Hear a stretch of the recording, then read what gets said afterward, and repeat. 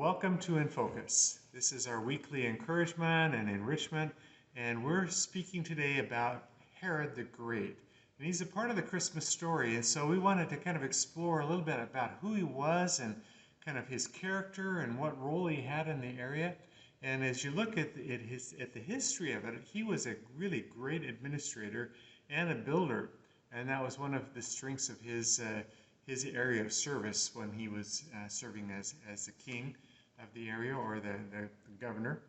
And so tell us more about his early days. Yes, so an interesting thing to realize about Herod, even though he ruled over Judea and the province of Galilee at different times, he was actually not a Jew. He was actually from Edom, and he was an Edomite, or Edomium, as it was known at that time period. And that was people that were from the south of Jerusalem, or of Israel, and they were the descendants of Esau. So that's one of the internal strifes that happened with him, was the fact that he was not actually a Jew. Though he did actually consider himself Jewish in terms of religion and practice Jewish religion. And I understood that he forced the Edomites to become Jewish in their faith as well, and that was part of the things that he was... Really? That's interesting. Yeah, that's pretty interesting stuff. With that said, he was appointed by his father. He came from a ruling class of the Edomites, and at this time they had a lot of sway in the area, and he became appointed governor over Galilee. And so with that, he, from a young age, started to rule. However, that did not last too long, because there was an attack by the Parthian, which was a large empire from the east and one of the main rivals to Rome. Yes, and if you remember back about the Babylonians, the Parthians were kind of related there, and so they constantly had a kind of a rivalry going on in the area. And so at that point, he flees to Rome, because they came and they took over Jerusalem. And that's where he was kind of set up at the point. So he flees off to Rome. And during that time, he finds favor with Mark Antony and Octavian. And so he kind of develops some kind of relationships there. And what is the result? So one of the things that you realize about this man, and why he actually got the name Great, was the fact that he was a very shrewd politician. And as he was mingling with these high people inside Rome, he was proclaimed King of the Jews. And so he along with Mark Antony, came down to Jerusalem, and they led the troops in, and they retook Jerusalem from the Parthians, and then he was set up as king of the Jews at that time. And so he had that reign that he was developing over the area of Israel.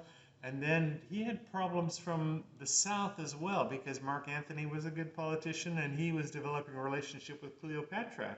And you kind of know a little bit of that history possibly. And she was nibbling away at some of those important areas of the south of his empire, or his rule. And so he was struggling with that. Yeah, there was a lot of struggle that he faced internally from his subjects, and externally around him from people that were constantly trying to dethrone him. And this actually plays a major part in who he becomes later in life. But one of the things that he did, because he's trying to change things and form things to work better, he actually completely changes how the priestly class is done. If you know the Bible, the priests came from the Levites, and they were from the lineage of Aaron. But he made it now more of a political appointment rather than an actual part of the lineage that the Bible describes. Yeah, and so of course there was always some unrest from the people, and word got up to Rome, and they were considering taking him out as king. Yes, because of a lot of the strife and because of all the disunity at that time period, word came to Herod that Augustine was going to remove him, Caesar Augustus. And so what he did is he actually took a boat ride all the way to Italy, and he basically came before Caesar Augustine and fell to his knees and basically pleaded and told him why he is the man for the job. And Caesar believed him and let him stay as ruler of King of the Jews.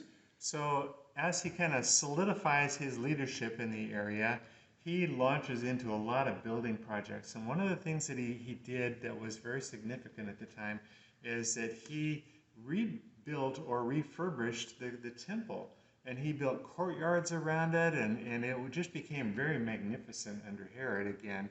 It had declined, after it was rebuilt following the Babylonian captivity, and then he is polishing it all up, and it's looking wonderful at that point. Yeah, and there's quite a bit of building projects. In fact, this was a time of renaissance in Israel. Lots of stuff. There was taxes that came along with it, but it wasn't overwhelming, but a lot of taxes, and it kind of elevated that portion of the Roman Empire to the forefront because of all the things, especially with city walls, theaters, amphitheaters, and then a couple major ones.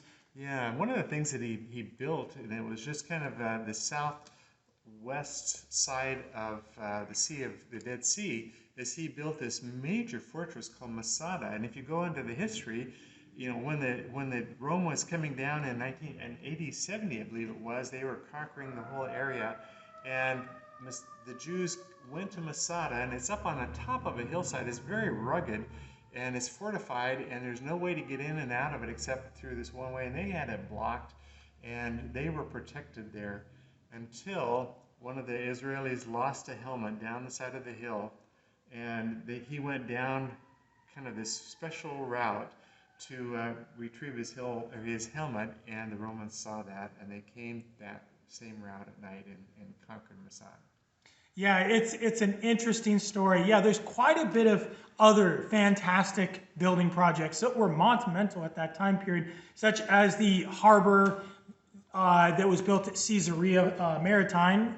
Fantastic build. Another one would be Herodium, which kind of lends into what we're going to be talking next week, is the fact that Herod over time started to get a little paranoid. Yes.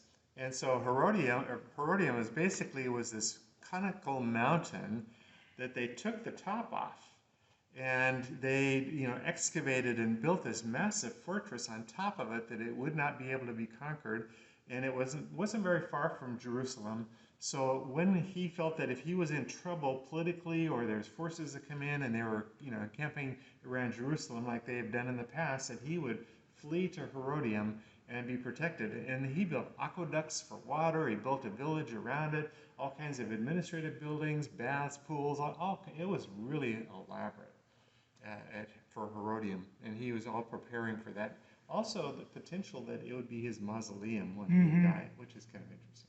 Which is really going to lend us into what we're going to be talking about next week, which is his paranoia and some of those aspects that are his negative traits.